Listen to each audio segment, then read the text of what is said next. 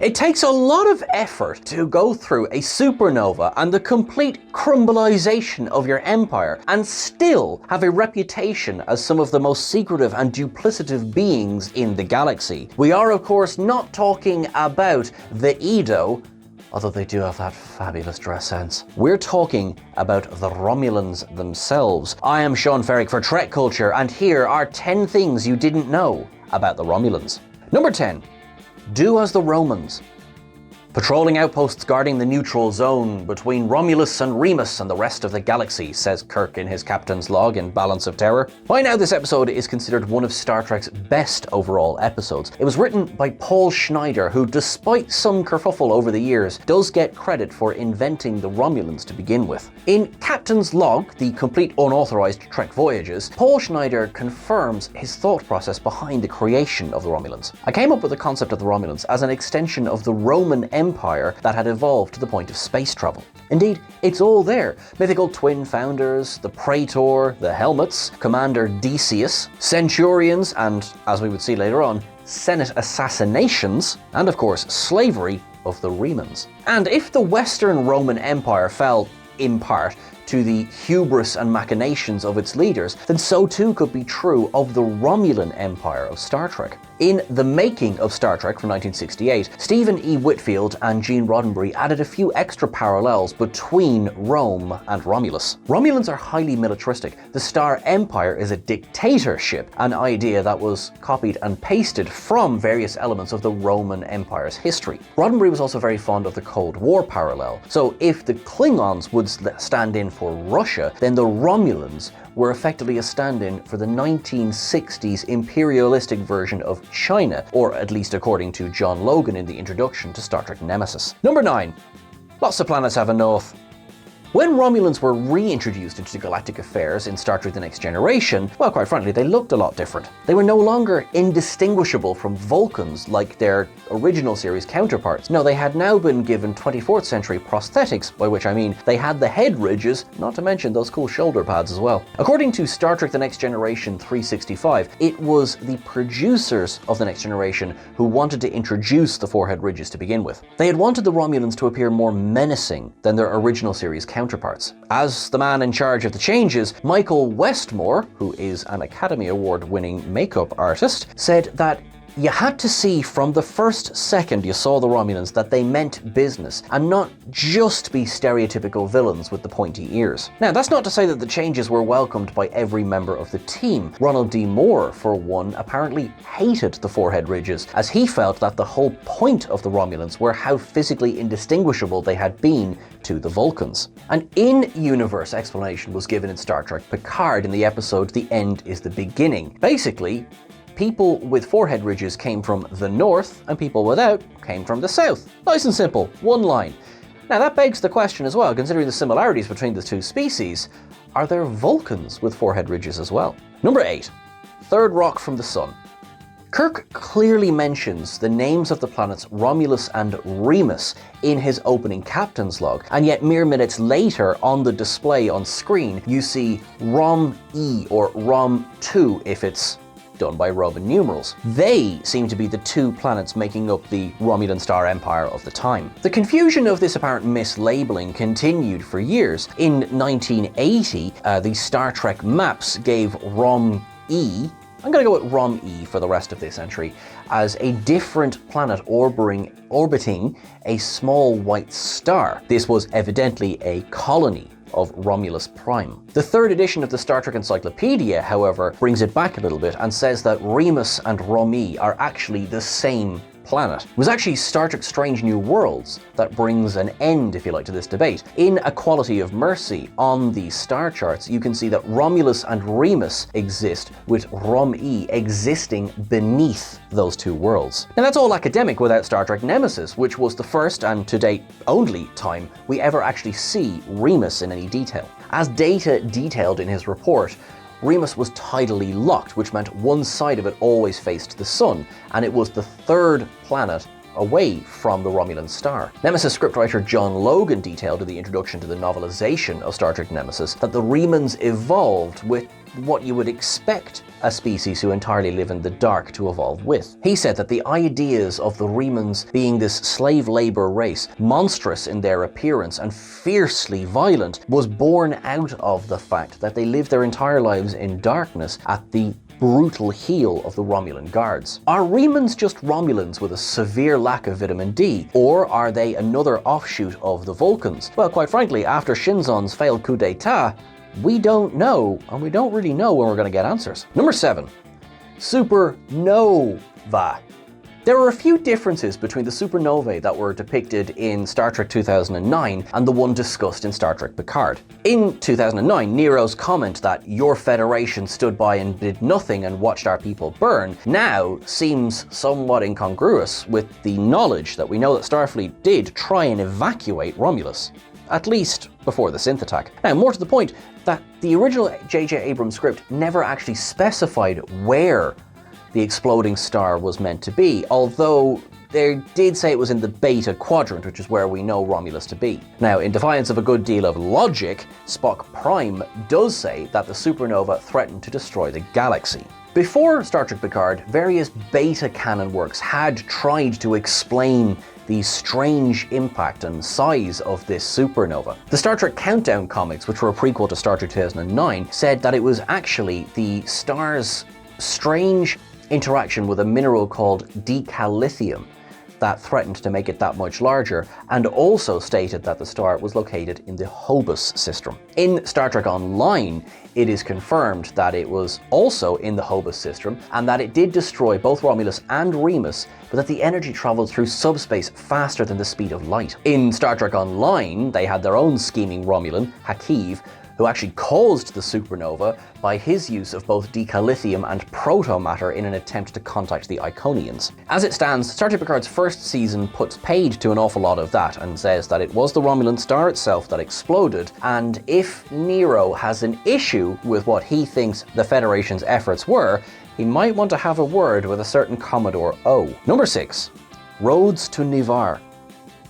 At an unknown point after Ambassador Spock's apparent defection to Romulus, although we know of course that wasn't the exact situation, and the burn of the 31st century, the dreams for reunification between the Romulans and the Vulcans became a reality on and in the name of the planet Ni'Var, which means to form. Some 3 decades before Star Trek Discovery made it so, Unifications Parts 1 and 2 were devised as a way of celebrating the 25th anniversary of Star Trek. In order to link Star Trek VI The Undiscovered Country and Star Trek The Next Generation, it was decided that there would be certain nods to the ongoing television show in the movie, check out Colonel Worf for example, and that Spock would appear in The Next Generation. What they needed now was an idea for the Next Generation episodes. As Rick Berman discussed in Captain's Logs, the unauthorized complete voyages, Romulan reunification was not the first idea that they had. He said that they spent a lot of time kicking things about and eventually were able to come to Leonard Nimoy with an idea that he was satisfied with. Eventually, Star Trek VI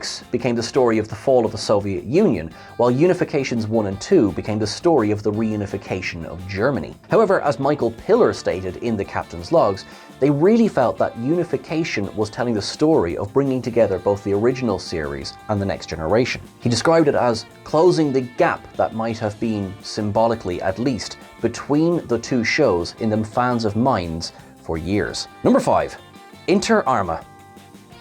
The law fell silent when trying to get the Romulans into the Dominion War, and once again while trying to keep them in it. It might not have been the Starfleet thing to do, but when in 24th century Rome, the Silent of Cicero and Admiral Ross's Inter Arma Enum also applies to the war between Earth and the Romulans. We know it happened in canon, but as it stands, details have been largely unexplored. From Spock in his full-on historian mode in Balance of Terror, we do know that the Earth-Romulan War was fought with, and I quote, primitive atomic weapons and primitive ships. During this conflict, neither side saw the other, which is why the reveal of the Romulans in Balance of Terror was such a shock. Aside from the occasional reference in Star Trek, that's all we really had to go on until Star Trek Enterprise. This is another one of those wait, pause, look at the screen moments from In a Mirror Darkly Part 2. when in the mirror universe, the USS Defiant, which had been captured by the Tholians in the Prime universe in the 2260s and transferred back in time 100 years to the mirror universe, contained an awful lot of future history. It confirms that in 2156, the Earth-Romulan Wars broke out, and they concluded in 2160 at the Battle of Cheron. For the forever mythical, as it seems, Season 5 of Enterprise, showrunners had planned to introduce the Romulans as the big bad and start laying the groundwork for what would become the Romulan War. The war has since been explored in beta canon. Michael A. Martin's miniseries Beneath the Raptor's Wing and To Brave the Storm are both novels that explore the stories. Several fan productions as well have also explored this tumultuous time in Alpha and Beta Quadrant histories. Number 4. Caecilius est in horto. If you're now having flashbacks to your school days and that Cambridge Latin course that infamously begins with the phrase Caecilius in the garden, well then you're very welcome here.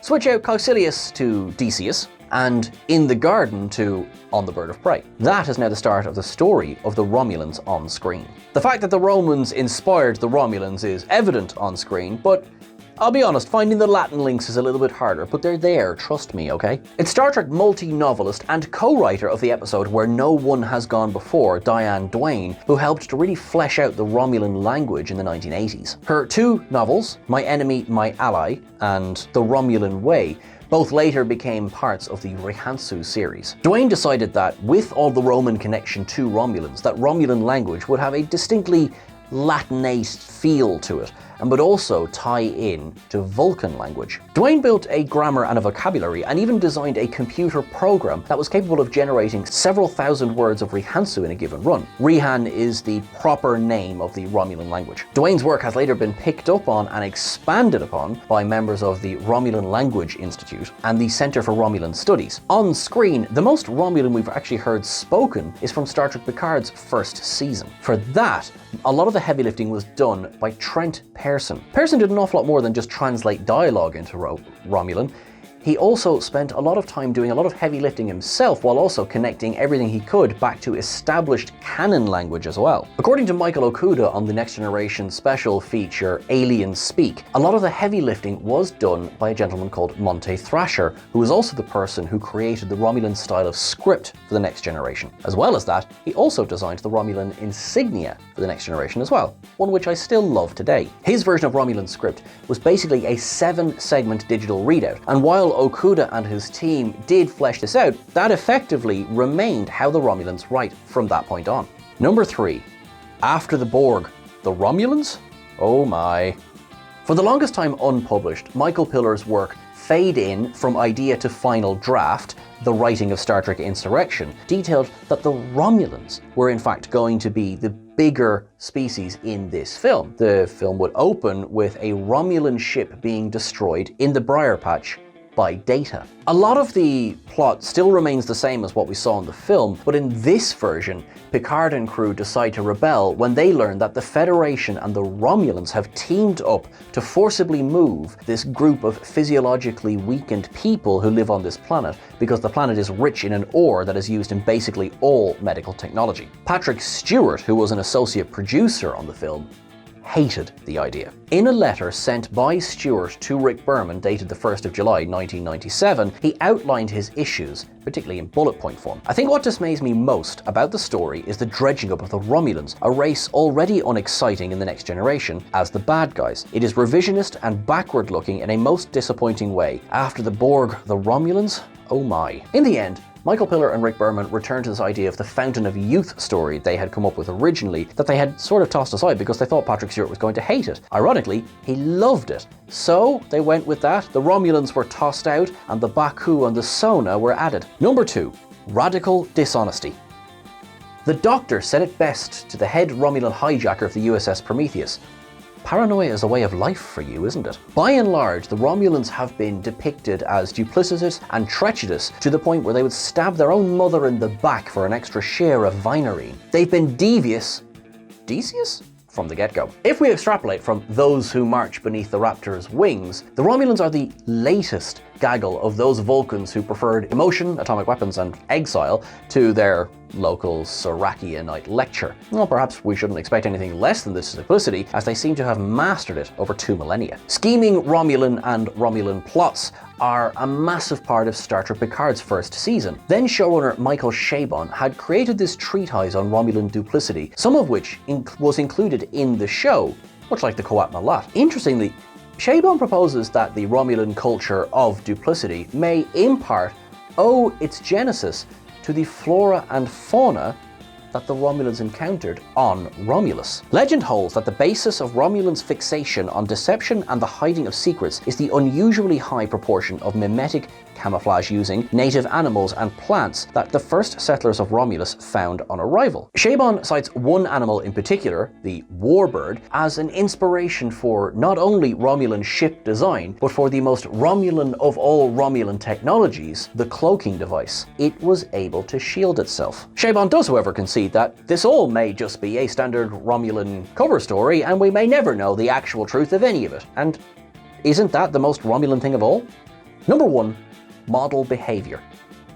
The behind-the-scenes story of the Romulan bird of prey would go down very well with a glass of the blue stuff on Romulus. The studio model was designed and built by legendary prop maker Wat Chang, which was seen in Balance of Terror and then was never seen again. Now, I mean the model, not stock footage. As confirmed in the Star Trek Compendium of 1993, no additional shots were ever filmed of this Romulan bird of prey model. The Deadly Years used stock footage from Balance of Terror, and after that, the Enterprise incident stated that the Romulans had started to use Klingon designs. The in-universe explanation, as confirmed in the making of Star Trek, was due to a recent in-universe alliance between the two superpowers. Out of universe, the studio had struck a deal with AMT Models, who created their Klingon D7 battlecruiser. Most possibly that when it came around to the Enterprise incident, the Romulans had 3 Klingon battle cruisers, or if we go with the remastered version, it's 2 and a CGI bird of prey, in order to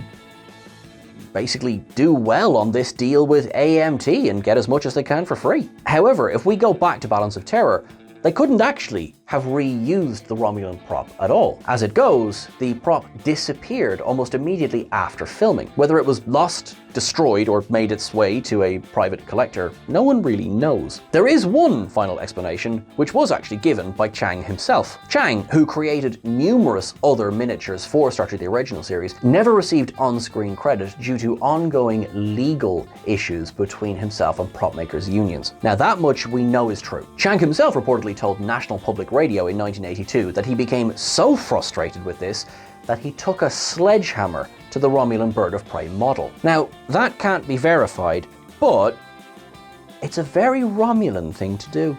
That's everything for our list, folks. What did you think? How many of these things blew your Romulan mind? Let us know in the comments below. Thank you so much to Jack Kiley in particular, who put a lot of effort into the research of this article. You can check out that article over on whatculture.com. You can follow Jack, myself, and TrekCulture on all of the various socials. Just type in our names. You'll find us. You're awesome. You are wonderful. In a ironically non-Romulan but very Vulcan parting, make sure that you live long and prosper. You are wonderful. You are unique.